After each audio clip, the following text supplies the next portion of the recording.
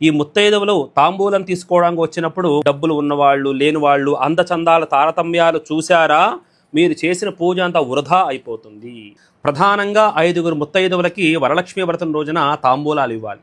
ఆ తాంబూలాలు ఇచ్చేది మొదటి ముత్తైదువ లక్ష్మీనారాయణలో లక్ష్మీదేవి, రెండవ ముత్తైదువ బ్రహ్మగారి యొక్క భార్య అయిన వాగ్దేవి సరస్వతీదేవికి, మూడవ ముత్తైదువ పరమేశ్వరుడి యొక్క భార్య అయిన పార్వతీదేవి, ఆవిడే గౌరీదేవి, నాలుగవ ముత్తైదువ ఇంద్రుని భార్య శచీదేవి, ఆవిడే అదృష్ట దేవత, ఐదవ ముత్తైదువ మన్మథుని యొక్క భార్య రతీదేవి స్వరూపం, ఆవిడే భార్యాభర్తల యొక్క అన్యోన్యతకి ప్రేమకి ప్రతీకగా చెబుతారు. ఈ 5గురు ముత్తైదువులు కూడా ప్రత్యేకంగా ఎక్కడి నుంచో వచ్చే అవసరం లేదు.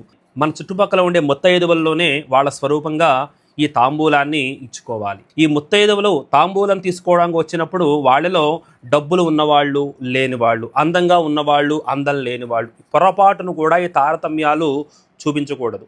అమ్మవారు ఏ స్వరూపంలో వస్తుందో ఎవ్వరం కూడా ఊహించలేమో, మన ఊహకి కూడా అందదనమాట. ఎవరైతే ఈ పూజ చేసుకుని నోము చేసుకుని ఈ తాంబూలం ఇస్తున్నారో వారి మనసులో ఈ తారతమ్యం ఉన్నా సరే అమ్మవారి యొక్క అనుగ్రహం ఉండదు. మన ఇంట్లో పనిచేసే పని మనిషి వచ్చేనా సరే ముత్తైదు స్వరూపంగా ఆవిడను కూడా వాళ్ళతో సమానంగా చూడాలి.